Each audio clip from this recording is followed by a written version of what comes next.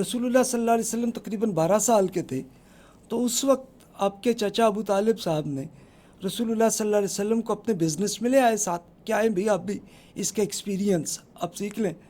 اور ہوا یہ کہ وہاں سے یہ فلسطین گئے. اچھا، اب یہ آپ کو یاد ہوگا کہ یہ عربوں کا ایک اہم معاملہ یہ تھا کہ چائنا، انڈیا، افریقہ سے چیزیں یمن میں آتی تھیں، اور قریش قبیلے کے لوگ آ کے یمن میں آ کے خریدتے تھے چیزیں، پھر اس کے بعد اور قبائل میں بیچتے ہوئے پھر فلسطین میں پہنچتے تھے، وہاں بیچتے تھے. وہاں سے یہ پروڈکٹس جا کے یورپ میں چلی جاتی تھی.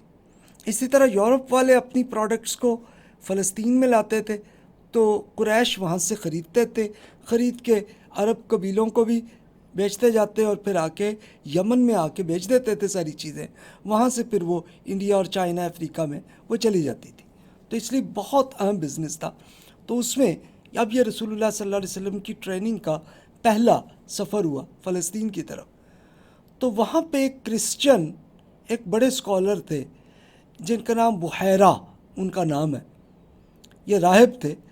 تو انہوں نے جب رسول اللہ صلی اللہ علیہ وسلم کو دیکھا 583 سی میں، تو انہوں نے یہ تھا کہ حضرت عیسیٰ علیہ السلام کی پوری ڈیٹیل پڑھی ہوئی تھی انہوں نے، اور انہوں نے اس میں جو نشانیاں دی گئی تھیں کہ ایک آخری رسول آئیں گے تو ان کی ڈیٹیل تھی. تو ان کو محسوس ہوا کہ جناب لگتا ہے کہ یہ جو لڑکے ہیں، یہ لگتا ہے کہ یہی آخری نبی اور رسول یہ ہوں گے. تو ابو طالب صاحب بہت خوش ہوئے کہ بھی میرے اپنے بھتیجے کے معاملے میں ایک بڑے اسکالر، ایک کرسچن اسکالر یہ کہہ رہے ہیں، تو وہ خوش ہوئے اس میں. اس کے بعد پھر یہ ہوا کہ رسول اللہ صلی اللہ علیہ وسلم مسلسل بزنس کرنے لگے، اور آپ کے لیے صادق اور امین کا ایک یہ ٹائٹل اس لیے بن گیا کہ آپ بہت دیانتدار تھے، بالکل سچ ہی بولتے تھے، کوئی جھوٹ، کوئی فراڈ، کوئی کرپشن نہیں کرتے، بلکہ بہت اچھے طریقے سے یہ کرتے تھے. اور پورا یمن، فلسطین، عمان، بحرین، ان سارے ایریاز میں آپ سفر کرتے رہتے تھے. اس سفر کے ساتھ ہی چلتے چلتے ایک واقعہ ہوا کہ مکہ مکرمہ کی ایک خاتون، ان کا ایک اچھا بزنس تھا، سیدہ خدیجہ رضی اللہ تعالیٰ عنہ. انہوں نے یہ ایک آپشن دی کہ رسول اللہ صلی اللہ علیہ وسلم کہا کہ جی آپ یہ پارٹنر آپ کر لیں، آپ میری پروڈکٹس جو ہے وہ آپ لے جائیں، سیل آؤٹ کر دیں، پھر پروفٹ مجھے بھی دے دیجیے گا، آپ بھی لے لیجیے گا، جو بھی 50% کا یا شاید جتنا بھی ایگریمنٹ ہوا وہ ہوا. اور وہ بزنس کر کے جب رسول اللہ صلی اللہ علیہ وسلم آئے تو سیدہ خدیجہ رضی اللہ تعالیٰ عنہ کے ملازم ان کے ساتھ تھے اسی پورے بزنس میں. تو انہوں نے آ کے سیدہ خدیجہ کو بتایا کہ جناب یہ بہت ہی صادق اور امین ہے اور بہت پاک اور صاف طریقے سے وہ بزنس کرتے ہیں. تو سیدہ خدیجہ کو بہت یہ پسند آیا، اور انہوں نے یہ کیا کہ یہ ایک پروپوزل انہوں نے کر دی. اب یہ خواتین میں بہت نارمل تھا یہ معاملہ عربوں کے ہاں کہ وہ شادی کے لیے بھی وہ کہہ دیتے تھیں، ان کے لیے کوئی ایشو نہیں تھا. اور چلے خود ڈائریکٹ نہ بھی کیا ہو تو کسی دوست خاتون کے ذریعے یہ میسج پہنچا دیا کہ جناب میں شادی کرنا چاہتی ہوں. اور سیدہ خدیجہ رضی اللہ تعالیٰ عنہ پورے مکہ مکرمہ میں بہت عزت اور پاک خاتون تھیں. وہ پہلے شادی شدہ تھیں لیکن ان کے شوہر فوت ہو چکے تھے. تو اب ہوا یہ کہ رسول اللہ صلی اللہ علیہ وسلم اور آپ کے چچا ان کو پسند آیا کہ بالکل بہت اچھی پروپوزل ہے، اور وہی اور یہ شادی ہو گئی. یہ 596 ہی، یعنی اس سے آپ خود کیلکولیٹ کر لیں کہ اراؤنڈ 25 ایئرس کے تھے، 25 سال کے تھے، ابھی نوجوان تھے. اب یہ بڑا دلچسپ ہے کہ اس شادی کے وقت ابو طالب صاحب نے شادی میں یہ خطبہ کیا تھا.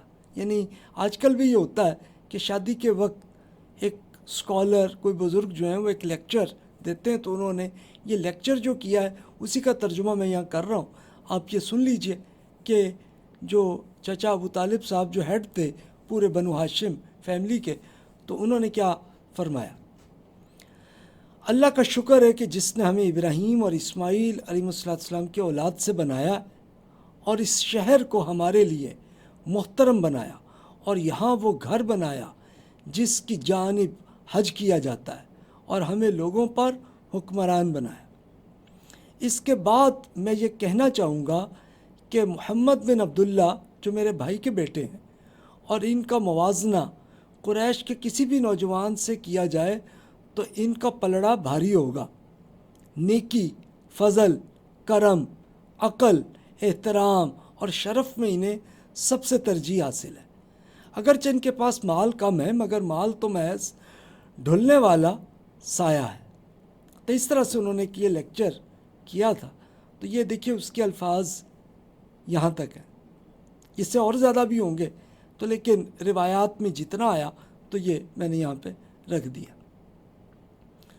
اب ہوا یہ کہ رسول اللہ صلی اللہ علیہ وسلم نے بزنس پارٹنرشپ رسول اللہ صلی اللہ علیہ وسلم کی سیدہ خدیجہ رضی اللہ تعالیٰ عنہ سے ہوئی تھی، اور اب شادی بھی ہو گئی، تب وہ ایک ہی بزنس بن گیا اور وہاں سے رسول اللہ صلی اللہ علیہ وسلم بزنس کرتے رہے اور بالکل امانت کے ساتھ صادق اور امین کی طرح آپ آئے۔ اور یہ آپ جو حضرت عیسیٰ علیہ السلام کی آپ برناباس صاحب نے جو حضرت عیسیٰ علیہ السلام کی سیرت کہی ہے اسی کو پڑھ لیجئے کہ انہوں نے کیا ارشاد تھے کہ صادق اور امین ہوں گے یہ آخری رسول، یہی بات تھی۔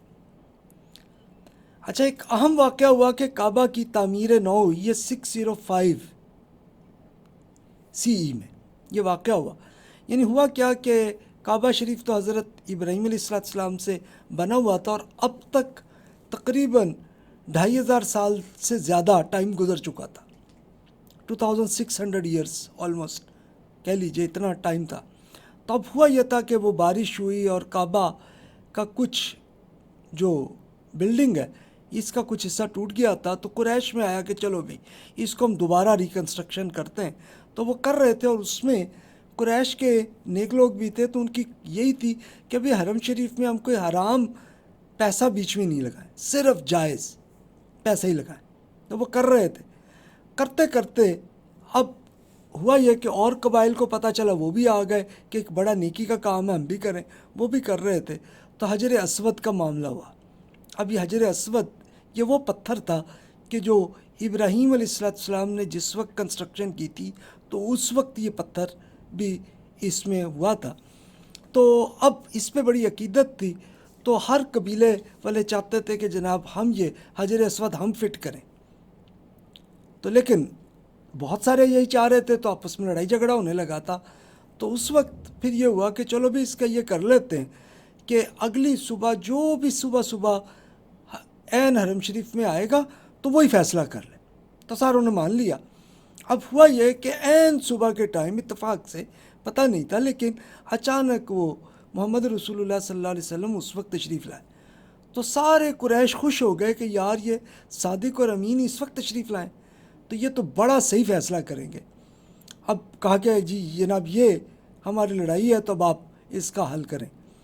تو رسول اللہ صلی اللہ علیہ وسلم نے اس کا حل یہی کیا کہ چادر میں اس میں یہ کیا کہ کہا کہ بھی آپ سب جو ہے نا اس چادر کو پکڑ لیں، ہر قبیلے کا ایک ایک سردار پکڑ لے، اسے پکڑا، پھر آپ نے حجر اسود کو اس میں رکھا بیچ میں، سب نے پکڑ کے اٹھایا کہ دیکھیں اب سب کا حصہ اس میں آ گیا ہے حرم شریف کو سیٹل کرنے کا۔ تو وہ پھر اس کے بعد انہوں نے اس میں جب پھر ان کی پوری ہیلپ کرا کے سب کے ذریعے اس میں یہ کروا دیا، تو سب پورے قریش کے لوگ آپ سے بہت محبت کرنے لگے کہ یار دیکھو کتنا اچھا انہوں نے فیصلہ کیا۔